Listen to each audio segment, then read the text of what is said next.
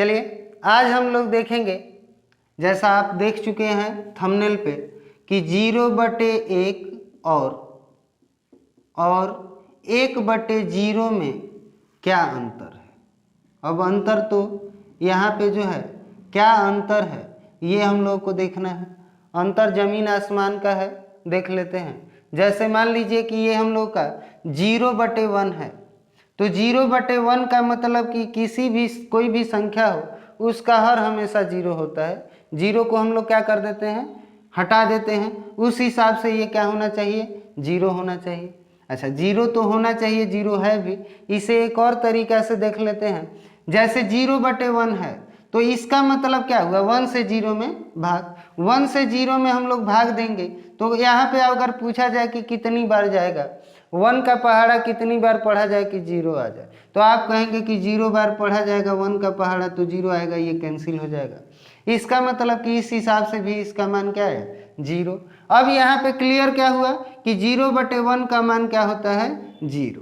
अब उसी तरह अगला हम लोग उठा लेते हैं 1/0 का मान।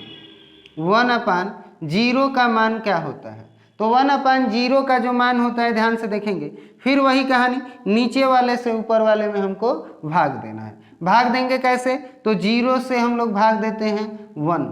0 से 1 में मान लीजिए भाग देंगे, 5 बार भी अगर आप पढ़ते हैं तो 0 5 0, फिर घटेगा आपका 1 बचेगा। फिर इसमें 5 बार भी अगर लेके आप जाते हैं तो भी 0 आएगा, फिर यहाँ से घटेगा फिर 1 ही आएगा। फिर 5 बार लेके जाएंगे, ऐसे ही लेके जाते रहेंगे, ये कभी कटेगा नहीं, ऐसे ही 0 आता रहेगा। इसका मतलब क्या हुआ कि 1/0 का जो मान होगा ये हम लोग का क्या आएगा, इनफाइनाइट आएगा।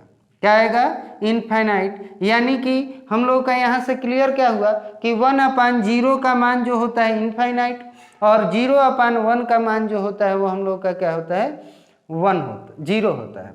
अच्छा अगर कोई आपसे पूछे कि 0/0 का मान क्या होता है, अब यहाँ पे जैसे कन्फ्यूजन वाली टॉपिक है कि 0/0 का मान क्या होता है। अब ये नहीं करेंगे कि 0 से 0 कटा देंगे और इसका मान कह देंगे कि 1 है।